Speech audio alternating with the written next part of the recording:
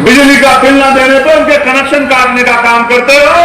मेरी लोकसभा क्षेत्र में अगर कोई कर्मचारी किसी गरीब को इस नियत से कि मुझे उससे कुछ पैसे लूटने हैं, ये लूट खसोट का काम करेगा तो उसको किसी कीमत पे बर्दाश्त नहीं किया जाएगा।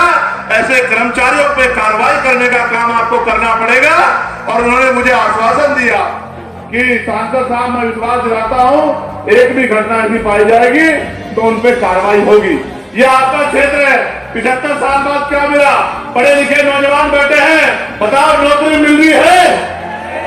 मिल रही है? तो फिर सरकारें किस लिए? पढ़ी लिखी हमारी बेटियां परेशान हैं, हमारे बीएड के बीटीसी के बच्चे परेशान हैं, भर्तियां नहीं आ रही। 69,000 शिक्षक भर्ती में घोटाला हो गया, 20,000 पदों पे आज तक मैंने आंदोलन किया था, 6,800 नौकरियां दिलाने काम किया था, फिर उसमें रोक लगी, फिर हाईकोर्ट से उसमें ऑर्डर हो गया, फिर सुप्रीम कोर्ट चला गया। ऐसे ही वो बच्चे सड़कों पे परेशान घूम रहे हैं। आपके सामने सब कुछ हो रहा है। कोई भर्ती आती है पुलिस की, अभी आई थी, भर्ती में घोटाला हो गया, पेपर लीक हो गया, फिर मैंने मांग उठाई, दोबारा लेटर लिखा, फिर उसका पेपर दोबारा हुआ। अब पता लगता है कब उनको नौकरी मिलेगी। आप ये देखो मिल क्या रहा है। यहाँ क्षेत्रीय किसान, ये हमारा गन्ना बाहुल्य बेल्ट है, गन्ना की फसल के जो है ना तो दाम किसान तय कर पाता है और ना मिले समय में पैसा देती है। आपने जिनको एमएलए बना के भेजा है, एमपी बना के भेजा है, वो पता नहीं क्या करेंगे। मैं आपको विश्वास दिलाता हूँ किसान भाइयों, अगर आपने मेरे हाथों को मजबूत किया और भाई जाहिद को जो है ताकत देने का काम करी, जो मील पैसा नहीं देगी उस मील पे ताला लगा दिया जाएगा जब तक आपके पैसे नहीं मिलेंगे। मेरी बात को याद रखना। और आप जानते हैं मेरे यहाँ भिलाई मिल के लोग देरी कर रहे थे, मैंने परसों तरसों जब मीटिंग हुई तो जिलाधिकारी ने कहा कि भिलाई मिल वालों को बिठा के समझा देना, मुझे उनसे कुछ नहीं चाहिए, लेकिन अगर किसानों को पैसे नहीं मिलेंगे तो मिल नहीं चलेगी। इस मिल पे ताला लगाने का काम यहाँ का मौजूदा सांसद करेगा, इस बात को आप ध्यान रखना। इसलिए मैं आपसे कह रहा हूं, मेरे मन में तो बहुत सपने हैं और सपने ये सुनो कि कुटीर उद्योग लगने चाहिए और ग्रामीण क्षेत्रों में महिलाओं को रोजगार मिलना चाहिए। मैं तो बहुत बचपन से देख रहा हूं, मेरी माँ पशुओं पालती है और पशुओं का दूध बेच बेच के अपने बच्चों को पालने का काम करती है। पूरी जिंदगी उनकी इसी में बीत जाती है, या वो कोल्हू पे काम करती है, या वो भट्टों पे काम करती है, या फैक्ट्रियों में जाकर सर पे ईंटें उठाती है। आज तक भी देश में महिलाओं को सम्मान की जिंदगी दिलाने का काम सरकारों ने नहीं किया।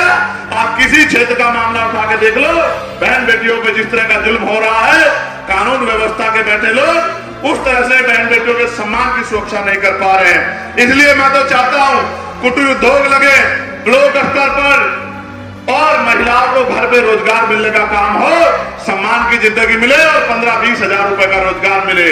और जो पढ़े लिखे नौजवान हैं उनको अगर सरकार नौकरी नहीं दे सकती तो जब तक वो बेरोजगार है बेरोजगारी भत्ता दिलाने का काम करे और साथ साथ इंडस्ट्रियल एरिया लग के, उद्योग धंधे लग के हजारों नौजवानों को जिलों में नौकरी मिलने का काम हो। जिन माँ बाप ने अपना पेट काट के जो है उनको पढ़ाने का काम किया, इस उम्मीद से कल मेरी लाठी बनेगा, उन माँ बाप को भी कुछ सुकून मिले। मैं तो गरीब परिवार से आता हूं और हमारे नेता बैठे हैं, मैं कहूंगा कि वो गौर करें। ये आपकी जिंदगी का मामला है, बता रहा मैं झूठ तो नहीं बोल रहा हूं। आज गरीबी का आनंद यह है कि बेटा पिता के सामने हाथ फैलाकर कहता है कि मुझे सामान चाहिए, और बाप चाहता है कि अपना दिल निकाल कर दे दे अपने बच्चे के लिए, लेकिन जेब में पैसे नहीं होते तो आंख में आंसू लेके चला जाता है, नहीं चला जाता। बताओ मैं झूठ तो नहीं कह रहा हूं, ये सच है या नहीं है बताओ। तो इस देश में जो अमीरी और गरीबी की खाई खड़ी कर दी है, इस खाई को पारने के लिए लोकतांत्रिक व्यवस्था में इन निकम्मी सरकारों को हटा के काम करने वाले लोगों को आपको बिठाना पड़ेगा। और जिस दिन काम करने वाले लोग आ गए, मैं लिख के देता हूं कि किसी गरीब का हाथ फैलेगा नहीं, वो गरीब का इतना सक्षम होगा कि वो किसी दूसरे की मदद कर सके। जो पॉलिसी हमारी मैंने पार्लियामेंट में भी उठाई, आपने सुना भी होगा, और मैं आपको कहता हूं बताना किसने पॉलिसी दी है क्या, कि एजुकेशन पॉलिसी ऐसी होनी चाहिए कि चाहे प्राइम मिनिस्टर का बेटा हो या राष्ट्रपति का या मुख्यमंत्री का या केंद्रीय मंत्री का या स्टेट मिनिस्टरों का या डीएम का, एसएसपी का, सीओ का, दरोगा जी का या गांव के सरपंच का, जिला पंचायत का या आम मजदूर किसान का बेटा, सबकी पढ़ाई सरकारी स्कूल में होनी चाहिए। होनी चाहिए नहीं होनी चाहिए बताओ? क्यों होनी चाहिए? सुनो, अमीर तो पढ़ा लेंगे प्राइवेट में, गरीब कहां पढ़ाएगा? कहां पढ़ाएगा? सरकारी में। और सरकारी में मास्टर कहां है और पढ़ाई कहां हो रही है? सरकारी में। आप बताओ। और अगर सरकारी में पढ़ाई लानी है तो फिर जिलाधिकारी के बेटे को पढ़ाओ, एसएसपी के बेटे को पढ़ाओ, मंत्री के बेटे को पढ़ाओ, विधायक के बेटे को पढ़ाओ, क्योंकि कानून वो बनाते हैं, कानून को वो लागू कराते हैं।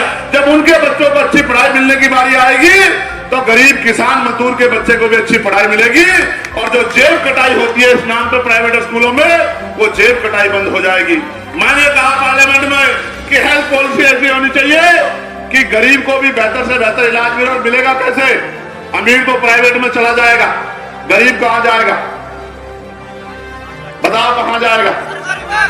तो मैंने कहा कि सरकारी अस्पताल में सुविधा तब आएंगी, डॉक्टर तब मिलेगा, मशीनें तब होंगी, टेस्ट तब होंगे, दवाइयां तब मिलेंगी जब जिलाधिकारी का बेटा, उप जिलाधिकारी का बेटा, बीडीओ का बेटा, सीडीओ का बेटा, जब विधायक का बेटा, मंत्री का बेटा और खुद बीमार होने पे ये सब लोग, उनके परिवार के लोग और मुख्यमंत्री हो, उप मुख्यमंत्री हो या मिनिस्टर हो या प्रमुख सचिव हो या डीजीपी हो, जितने भी अधिकारी कर्मचारी हैं, जितने नेता संवैधानिक पदों पर सरकारी मान्यता लेते हैं, गांव के सरपंच से लेके और राष्ट्रपति तक सबका इलाज सरकारी अस्पताल में होना चाहिए।